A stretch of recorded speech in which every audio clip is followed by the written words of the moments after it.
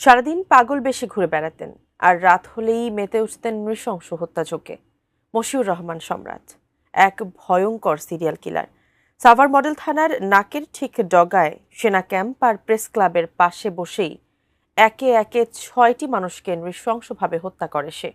কথিত এই সাইকো কিলার সম্রাটকে নিয়ে পুলিশ এবার সামনে এনেছে লোমহর্ষক সব তথ্য। এই নিয়ে বিস্তারিত জানাচ্ছেন মেহেদী হাসান।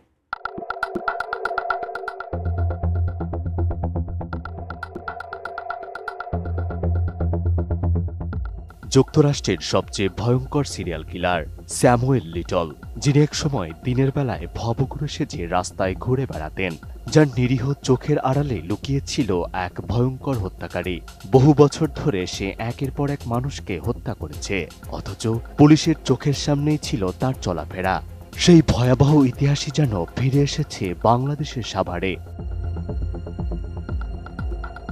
সাভার মডেল থানা ডিলছড়া দূরত্বে পরিত্যক্ত পৌর কমিউনিটি সেন্টারে গত ৭ মাসে ঘটে গেছে একে একে ৬টি খুন। দিনের আলোয় নীরব থাকা এই ভবনটি রাত নামলেই যেন রূপ নিত হত্যার মহাশ্মশানে।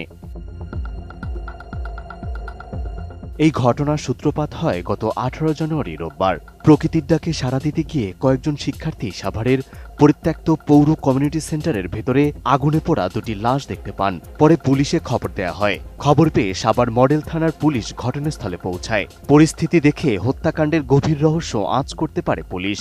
সঙ্গে সঙ্গেই এই তদন্তে যুক্ত হয় ঢাকা জেলা উত্তরের গোয়েন্দা পুলিশ। তদন্তের অংশ হিসাবে কমিউনিটি সেন্টারের আশেপাশের সিসিটিভি ক্যামেরার ফুটেজ সংগ্রহ করে বিশ্লেষণ শুরু করা হয়। সেই ফুটেজেই ধরা পড়ে এক ভয়াবহ দৃশ্য। একজন ব্যক্তি কাঁধে করে একটি লাশ বহন করে ভবনটির পাশ দিয়ে হেঁটে যাচ্ছেন। দৃশ্যটি দেখে তদন্তকারীরা চমকে ওঠেন। ফুটেজে দেখা সেই ব্যক্তিকে সাভারের অনেকেই চেনেন। স্থানীয়দের ভাষ্য অনুযায়ী তিনি দীর্ঘদিন ধরেই থানার আশেপাশে আর পৌর কমিউনিটি সেন্টারের ভেতরে ভবঘুরে বেশে ঘোরাফেরা করতেন। কখনো চুপচাপ করে বসে থাকতেন, আবার কখনো নিজের সঙ্গে বিড়বিড় করে কথা বলতেন। কেউ কখনো কল্পনাও করেনি এই মানুষটি একের পর এক হত্যাকাণ্ড ঘটাচ্ছে।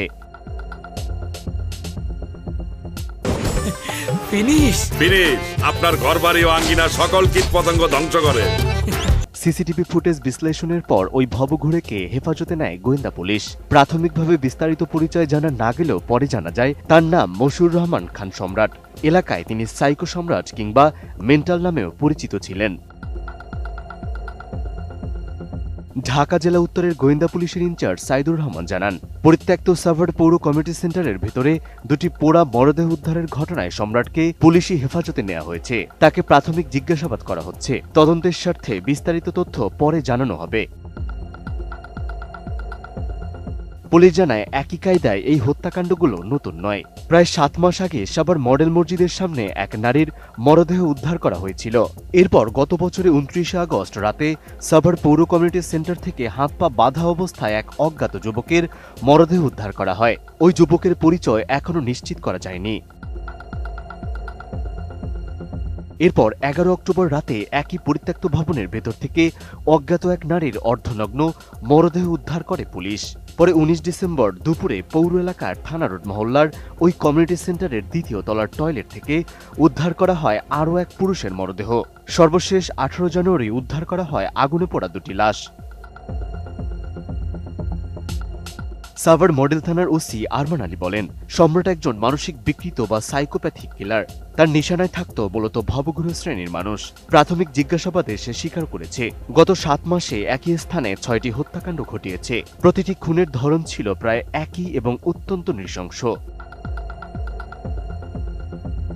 ঢাকা জেলার পুলিশ সুপার মিজানুর রহমান জানান, নিহতদের সবাই ভবঘুরে শ্রেণীর। তাই কেন এমন নৃশংস হত্যাকাণ্ড চালানো হয়েছে সেই মোটিভ উদ্ঘাটন করা জরুরি। এজন্য ১৬৪ ধারার জবানবন্দি গ্রহণের জন্য সম্রাটকে আদালতে তোলা হয়েছে এবং তদন্ত শেষে পরবর্তী আইনি ব্যবস্থা নেওয়া হবে। মেহেদী হাসান, এটিএন নিউজ।